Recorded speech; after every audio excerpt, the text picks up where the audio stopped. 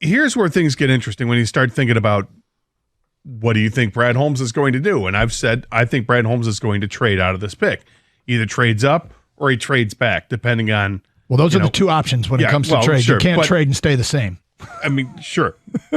I'm not sure which players he really evaluates that are must-haves and got to, I can't go higher than 20 to get him or whatever it is. But if that guy's there, then go get him. But if you look to trade back, in this mock draft, the Giants at 6 take what? An offensive lineman, if I'm not mistaken? They take Olu Fashanu, tackle Penn State. So they take the big offensive tackle at 6, which I always think is smart when you do that. However, the Giants, they do need a quarterback. So when you look at the draft value chart and take it for what it's worth, the Giants also have the 39th and the 47th pick in the draft, 2 second-round picks. Mm-hmm. They total up 940 points. The pick for the Lions at 29 is valued at 640. The pick for the Lions at 61 is valued at 292. Could you trade 29 and 61 and get 39 and 47? That way the Giants move back into the first round. They can get the quarterback because they want the 5th year.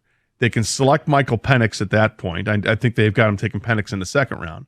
But if you want the extra year, it could make sense. Plus, you're not taking a chance and hoping that one of the other teams doesn't sneak him in the first round and take your guy. Well, that's the biggest talking point out of this mock that I mentioned, is the Giants taking Penix at 39 and Minnesota taking Bo Nix at 42. 2 really good picks to get in the second round, but again, they're not getting that 5th year. And so I think the possibility of trading back to one of those two teams is strong to quite strong. And, the Giants, there's a lot of talk about what they're going to do with Saquon, but there was absolutely, leading into, well, they got to start over at quarterback. Meanwhile, the Vikings, the weirdest thing is that Brad Holmes and the Kwafi Adolfo-Mensah, the GM at Minnesota, they've traded before. They're not scared at all of trading with one another. But they don't have a 3rd-round pick. They don't. The Lions have it, but they have the Lions' 4th-round pick. Would they give you your 4th-round pick back and a 2nd-rounder next year for Detroit to drop back to 42? In addition to 42.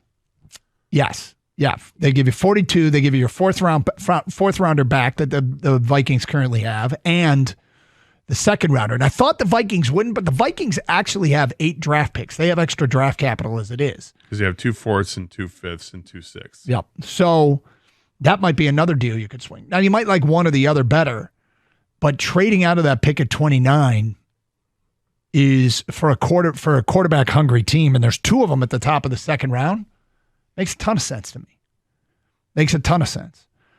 So Brad Holmes and the Giants, the Brad Holmes and the Vikings do business, and the Lions add extra draft capital.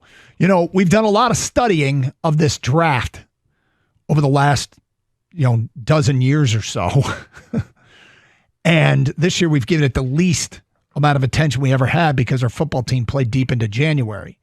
The one trend that the great teams seem to be able to do over and over again, the teams that scored the highest in the draft, I'm talking Pittsburgh, Baltimore, Seattle, and New England, is they seem to more often than not have extra draft capital.